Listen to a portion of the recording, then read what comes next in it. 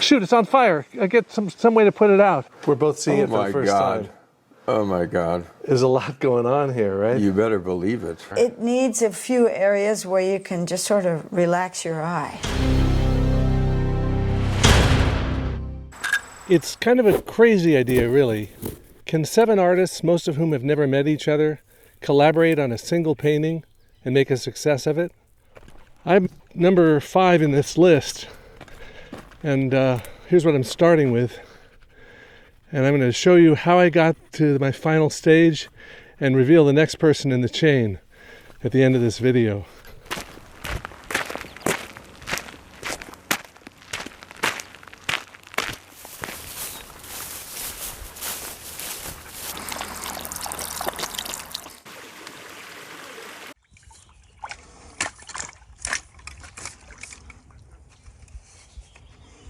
What's this?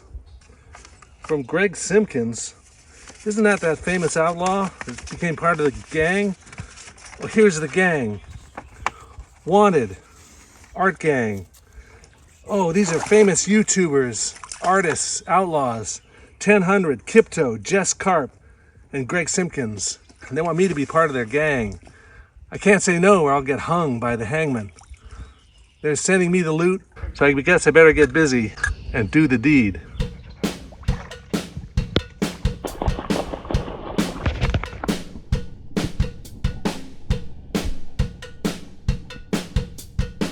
What is that, a pterosaur? Simpkins, I wish you wouldn't use Pterosaur Air. They always drop packages.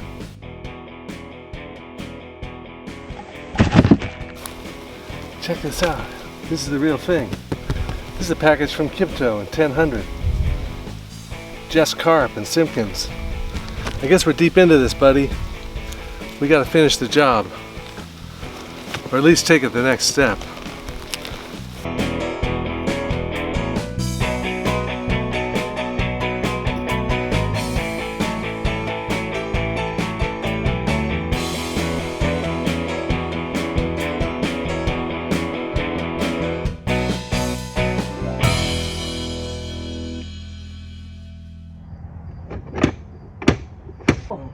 We're here. So great to see you guys. Good to see you too. God, it's been forever. It's been absolutely ages. Ages. Has it been 3 years?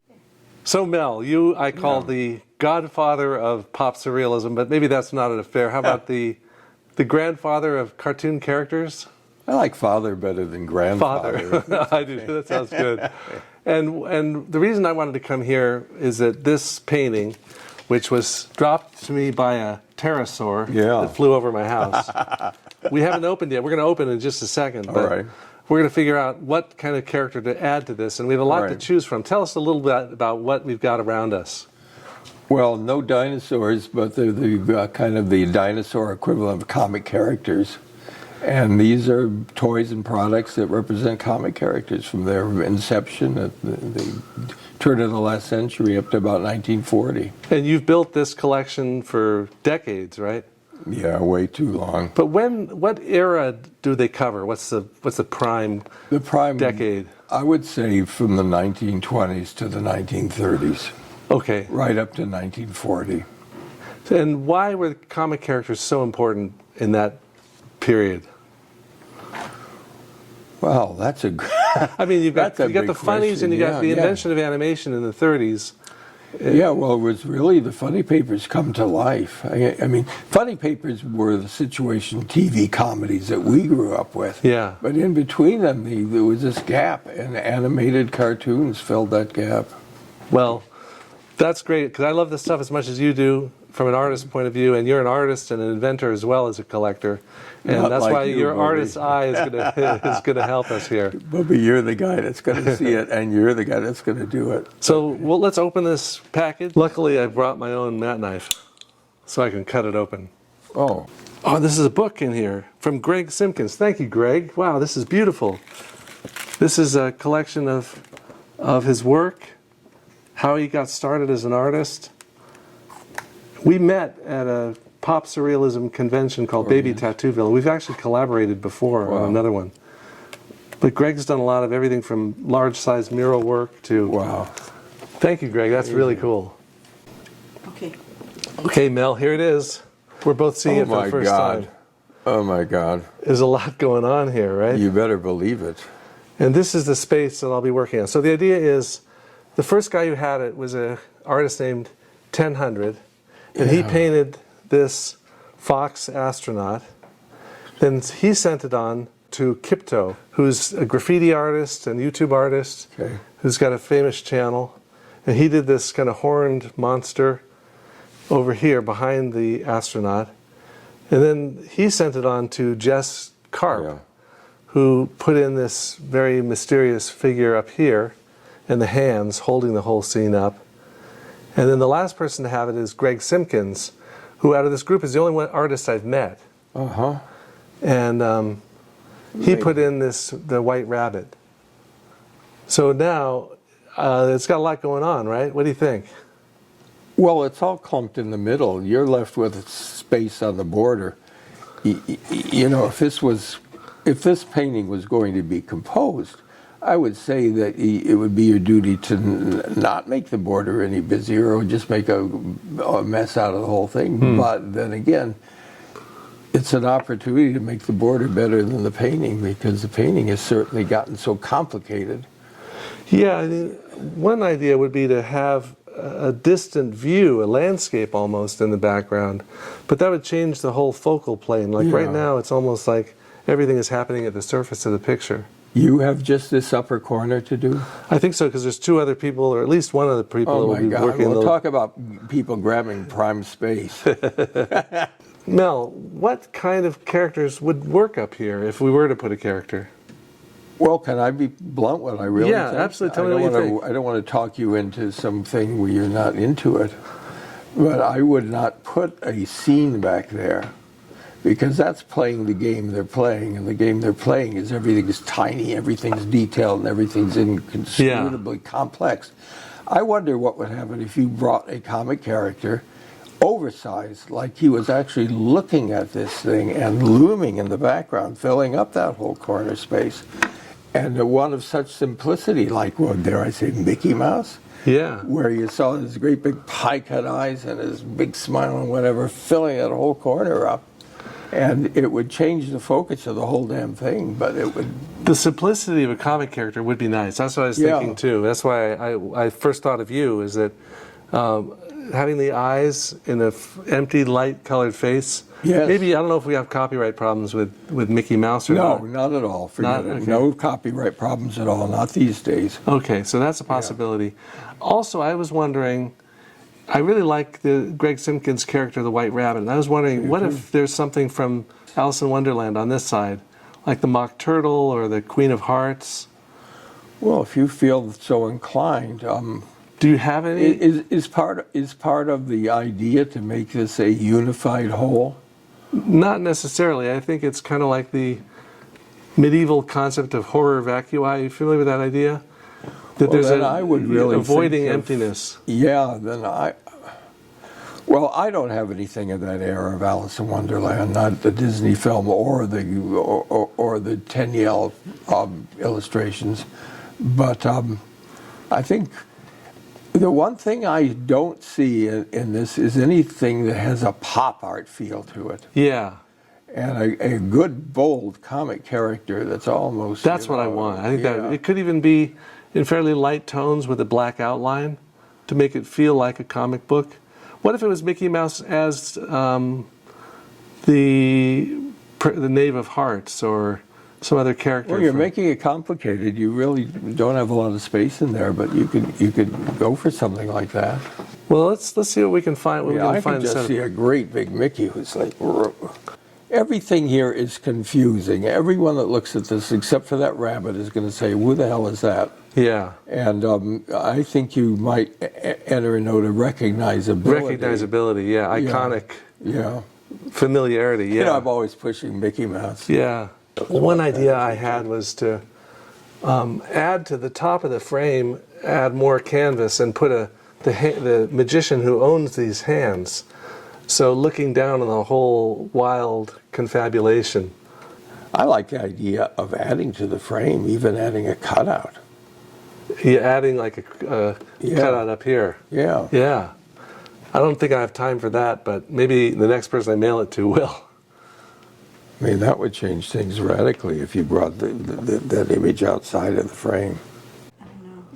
Okay, so here's a space I'm going to be working in, right? So if I put a piece of tracing over this, we can just try out some ideas. Like, my first idea was to have a response to Greg Simpkins' White Rabbit and stay within the Alice in Wonderland theme by putting in the Mad Hatter up here. So he could be something like this. Mm-hmm.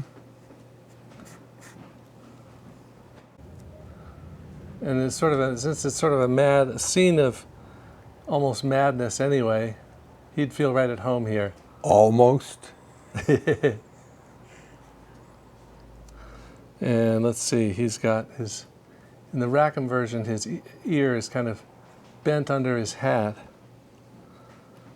And he's got like a little curl. You like the Tenniel version better or the Rackham version? So you Red Hatter. It's the first time I've ever seen the Rackham. What I like about Rackham was that he looked for all the world like an ordinary banker or a conservative member of parliament or something. But inside he had this just incredible imagination. But we're just on the tracing level here at this point. I don't think that's the answer.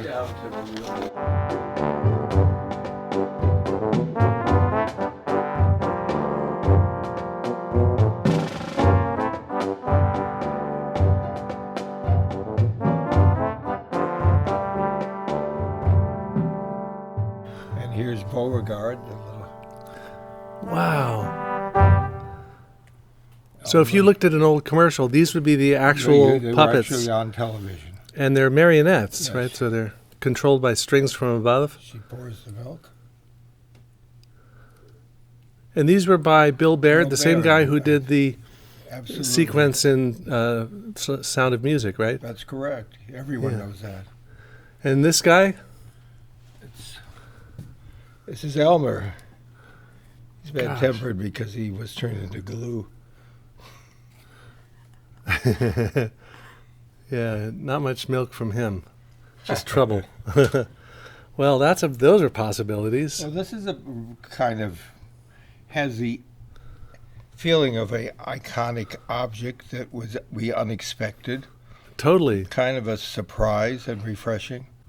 But what are we looking at here, Mel? This is Ready Kilowatt, very popular icon, and that would be recognizable. In fact, I can see him right there in the corner, just as he is. He's Yeah. actually posing. Yeah, he's actually perfect. You could actually let his nose overlap that dragon, let this peek in the corner, let that come around the back, and then the guy who does the corner picture could cope with it. My work is done. All I have to do is just paint him. That's it. It's ready to go. It's a ready-made. Exactly. Perfect. Wow. But actually, I think it is. Yeah. And this is a smaller version of him? This is a puppet. This is a hand puppet. His nose lit up once, but not. And I don't know what you're thinking, Jim, but I like the scale jump of the big head coming in there. If you make everything in scale with what's already there, you're just adding a doodle to the doodles. So do you think I should make the head bigger, Mel? I think it should be way, way bigger. I think it should be as though King Kong is peering over the horizon. Like almost cropped. I mean, like he's... Cropped as you need to crop it. Yeah, good idea. Because now it's subject matter, it's shocking, forgive the pun, but and electrifying. But visually it's not shocking. If he was huge, you would be throwing the scale thing right off the register and doing something really dramatic. All you're doing now is adding one more face to the crowd. He'd almost be revolting. Yes. Yeah, well, depends on what. Okay. Boy, killer humor, don't you think? Oh, this is too much. It's ready kill a joke. Kill a joke. No, I think it really needs to be big, big, big. Yeah. I'm really, I don't want to tell you what to do, but I'm really favoring the Ready Kilowatt. Yeah, yeah. Because that's right. It's like saying, come on. Yeah, he has so much energy and so much fun. Yeah, it's like okay, that orange background with a little bit of powder blue sky at the top, somebody just whipped that in there just to give people a ground to paint on. and I don't think you have to have it there at all. It's the essence of wishy-washiness. Now let's imagine that a storm is brewing and night is falling and the upper corner is pitch black. Which would make sense for Ready Kilowatt. Ready is emerging from the darkness, and lightning bolts are generating from him. Which sort of is what's happening with the hands. It's sort of in a wishy-washy kind of way. Yeah. But this is going to be so exciting. The whole black background, and Ready's coming in there, and it's crackling and sizzling like Frankenstein. It's going to be amazing. Yeah. And the black is going to help that dragon stand out, and everything is going to work a lot better. Do you think the black should carry around to behind the ears of the rabbit? Too? No. Just Let that rabbit get stuck with his old Yeah, Greg had his intentions. I don't want to mess with Yeah, that's his thing. But the storm can fade into light a little bit. But boy, where he's coming from, a black hole, is like, that's the essence of it. And is that going to make this painting jump? Because there's not a single dark punctuation point in the whole picture. Because I think that's one of the things about this that that middle value behind everything just makes it all get lost. A black background would really make jump it out. And the lightning bolts would be electrifying. Great idea. Make it much more mysterious. And it could be charging him up so his nose is glowing a little bit make too. that the payoff, the lightning punch. Good idea. Okay, I like that idea. Me too. Nice. Okay, so it's time for the big reveal here. I'll show you where we are with this painting at this stage. You ready? Okay, yeah. Ta-da! Here it is with Ready Kilowatt and his little buddy. And I used Mel's idea of the dark background behind him so that we could have his light up nose and we could have the sparks going from him, a little bit of a telephone pole there. And I was hoping that the light grayish blue here would balance what Greg has on the other side. Very nice, it does. And I tried to crop him off the top of the picture to make him look huge. I like what Mel said about Godzilla leading over the picture. Yeah. Yeah, he said he wanted it, he imagined it so big that he'd be cropped. Right. And I think he's right. My question for you is, should I do any patterning on his outfit, which is like a felt body with a zigzag of the lightning bolt? You mean to make him look sort of like a felt or a plush? Like there's little appliques or something, kind of, or else matching what Greg has with the hearts. Could be like lightning bolt, little mini lightning bolts. The rest of the painting is so complex that I don't think you need to add any complexity. Yeah. It's too much. Those flame-looking orange brush strokes coming from the woman's face, it almost looks like there's flame coming from Ready Kilowatt. I could have the sparks kind of connect with the glow around her head. Make it all I'm trying to think of how we could simplify and unify everything. Oh boy. Should everything exist in the same space? Like, okay, you got these hands. It's so complex. And there's this apparition coming out of them, and then these two characters off to the side. I was wondering if maybe there was something lighter and more smoky down where the hands are. It needs a few areas where you can just sort of relax your eye. Like you can't, it's all competing at the same time. And it's all full value painting. Rendering everywhere, it's... Yeah, high value, low value, high value, low value. So if throughout this area, the entire painting. If this was high key in here, and then maybe light coming from down here to the bottom of the I hand. think that would help. I think the area that where the bunny is, where Greg painted, I think that light does help a lot. Yes. Because it's very complex in the middle. Is there anything we could do to spotlight 1000's head now that it's surrounded by all these dark shapes? Like with a little rim lighting on the head just to pop it out? Well, or we could leave that for the next guy if to they do. wouldn't mind if you painted rim light on it. And I'll just lighten this area here and leave whatever else to the next person. This is... You think you could put a scumble a little light value over it? I think so. Yeah, maybe. We'll see what happens. Maybe smoke. Like if there was if you put a smoke bomb in those hands and it had to go off, what would it look like? We'll have to test it and see. The value would go higher, yeah. Yeah. I mean, it would lighten it up. Okay, now what this is the solar death ray. This is about 300 mirrors parabolically arranged so that they act to focus the light of the sun on one small spot. Oh man, it's really burning now. Look at that thing, it's just burning right through those sketches. So we'll try this on the painting and see if it works to create a nice smoke effect at the bottom of the painting. I thought I'd just set the bottom on fire just for a second to see if it might be able to get a little bit of smoke action. So I put some gasoline and some kerosene at the bottom. And oh man, oh gosh, it's kind of out of control. Shoot, it's on fire. I get some way to put it out. This is terrible, look at this. Although that is a nice effect. I think that's what it needs exactly, a lighter tone in the front. Perfect, let's do it. I think this is looking great, Jim. And they're definitely cartoon characters from the old days, but they're not ones that most people are familiar with. So Absolutely, nobody's going to claim ownership of them. yeah. They also add a story element too because of the electricity they generate. So as I'm finishing up the painting, an amazing thing happens. I receive beta access to try out DALL 2, which is a machine learning program that allows you to translate natural language prompts or sentences or descriptions into images at the press of a button. So let's try it out on the description of this character and see what happens. The way it works is I start with a line, come up with a line to describe the scene. And the line is, Ready Kilowatt is a marionette puppet from the 1950s waving to us, Rolleiflex TLR photo. Let's press generate. And while we wait for that to generate, the reason I mentioned the Rolleiflex camera and the photo is that gives you a style of image.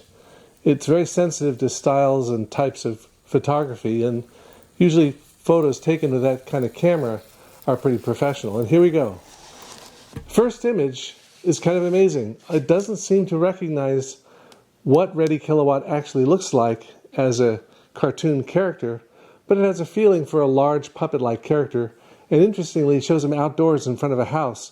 And look at that cast shadow in the wires. Okay, let's try another one. Same description, just a different variation. Here's Ready Kilowatt, little tuft of red on top of his head, kind of a clown-like face. He's waving to us just like we asked. And even though it's not a perfect structure to the house, it's a pretty good house rendering behind him. Try it again. Okay, here's Ready Kilowatt. Somehow the system picked up on the idea of him being an electrical creature or character with that chest that looks like a control box. And he's got a fringe of hair, a wire that's sort of going behind him. The sky is behind him. Okay, another variation. And you get 4 variations per generation. There he is with an interesting vignetting in the background on the edges of the picture. He's holding up his thumb. So this is an entirely novel image that's never been seen before based on that description. Let's just change the description around a little bit and see what we get. Now it's Electric Pete, I'll just try to make up a name this time, is a marionette puppet from the 1960s, smiling and waving at us, exciting and detailed night color photograph by a Rolleiflex camera. Okay, let's press generate and see what happens. So as this is progressing, we can think about how this is drawing upon huge sets of images that are connected with labels. And those images and labels are operated in reverse so that it generates images from the labels and from all the descriptions. Now this time we have a very interesting, exciting, and dramatic, just like we asked for, nighttime scene. It interprets Electric Pete as a sort of slightly scary monster-like puppet. And look how the arm doesn't quite work. You got a hand in the lower right-hand corner, but an arm kind of going off up in this direction. Let's try another variation. Now we're just seeing a smiling clown-like face, look like a painted figure. Let's try another one. Looks like a sculptured, almost primitive mask. Kind of a neat idea. And we'll try one more variation with this night scene. Here he is waving to us with his yellow hand, smiling, kind of a flare of glow around the light-colored objects, the way you'd see in a camera lens. So that's neat. But I don't know if I want it to look that scary. I want to try to make it look more like the one I painted. So let's change it to dusk. Maybe if I say dusk, that'll give us the right feeling. Stunning upshot photograph at dusk of a giant marionette named Reddy Kilowatt. He has a round head, a red light bulb for a nose, and a thin body. Let's generate that. And as that's processing, the idea here is to be descriptive in the details of what I want him to look like, and hopefully that'll make him look better. And this time, it's choosing a more symmetrical look as he stands there against the dusk sky. A single light in the middle of his head and a light in the middle of his chest. Kind of a neat idea. Try another variation. This one almost looks like one of those blow-up figures, advertising figures you see outside a shop. And here's one that's almost like a clown, illuminated from the inside. Neat idea. And we'll try one more. This one's a little shorter guy. Interesting character. These are all different, and they're all stimulating and interesting. Let's just try one more option. Okay, Rolleiflex photograph of Reddy Kilowatt as a giant marionette puppet with a red light bulb nose waving to us at an evening festival. I thought maybe evening festival would suggest the setting a little bit better, give us a little more detail than that last generation had. And maybe the red light bulb nose description might help. So now here it comes. Now it's coming up with these neat ideas of having strung lights, almost like some kind of car sales lot at nighttime, like an advertising figure that might be hanging up there. Here's another variation. Whole different shape to him. Lights, poles, and seen in three-point perspective. It somehow is able to figure all this stuff out. Let's just try one more. And you could do this endlessly. We're looking up at him. He's got a cylindrical chest. There's more lights and the blue sky behind him. So there's a lot of variations. It's not exactly what I had in mind at all, but very inspiring and stimulating. What do I think of this technology for people who want to experiment with it? If you're a young art student, I would try this stuff out, see if you can work it into your creative workflow. I think it's one of the most revolutionary inventions I've seen in my lifetime. As much as Photoshop was, and perhaps if you look back on the whole history of image making, as much of an influence and a raw invention as photography, it'll change the way we make images, and I think it's a good thing. But I'm not going to give up my pencils and my paints because I want to be able to be in control of the images that I make with my hands. The idea of having something controlled by a large corporation in control of the images that I make, even my very imagination, is something that I don't feel very comfortable with. Not only because it might take away jobs or it might draw upon copyrighted data sets. That doesn't bother me so much. What bothers me is getting this result, which has happened to me for something as innocent as showing or asking them to do a variation on Michelangelo and the creation of Adam, which it interpreted as being a naughty scene. Or using a word like shooting star or Moby Dick. Those things have words that the word recognition system recognizes as being inappropriate content. Of course, they have to do something to control what comes out of these systems, but it makes me nervous to think that I don't know what rules they're operating by, and they're telling me and shaping the things I'm imagining. So how do you collaborate with a system like this? That's the question I want to end with here. I think what's important here, to think of all these images that this thing can generate, is that this is potentially a collaborative partner, but something has to happen in the design of the system for it to be a good collaborative partner, and that is, it has to ask us questions back as it develops ideas. In other words, there has to be a communication back and forth between the person working these systems and the feedback you're getting from the creative engine. So it has to ask our intention, it has to show us various options, has to say, do you want this or that, A or B? Just the way if you were working with an interior designer or a landscape architect, they would want to talk to you and interview you before they came up with a solution.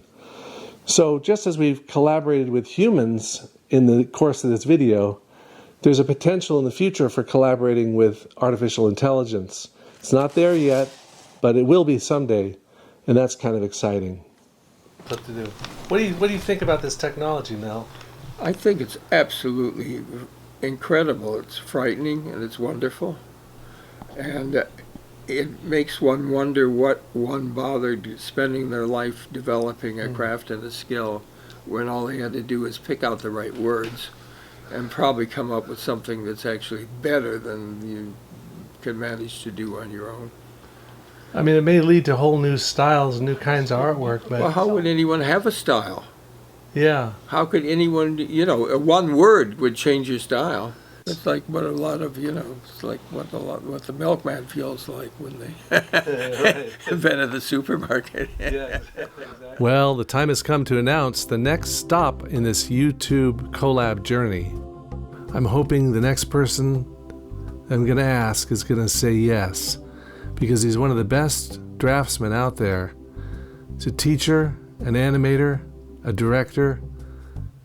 He does it all, and he might be able to make this painting take an interesting direction. Yay! Count me in, he says. Aaron, thank you. It's coming to you next.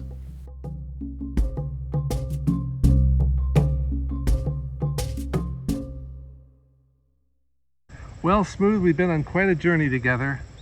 It's been a journey for me to work with other artists on a collaboration. But even weirder is to collaborate with AI. AI can take anything and change it around. So if I take this mask and put it on the bottom of my face, I can change out the top of my head for a monster.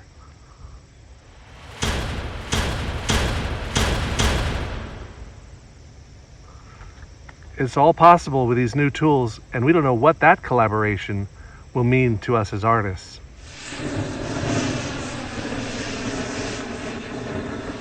If you want to see the original videos that led to this painting, check out 1000s up here, and check out Kipto's here, Just Carp down here, and then Simpkins down here. And good luck, Aaron. We need your talent to save this painting. So in case you were worried about me actually burning the painting, don't worry, it looked like it, but I had this cut out of the hands out in front of the painting with smoke bombs on it. That's how I did that.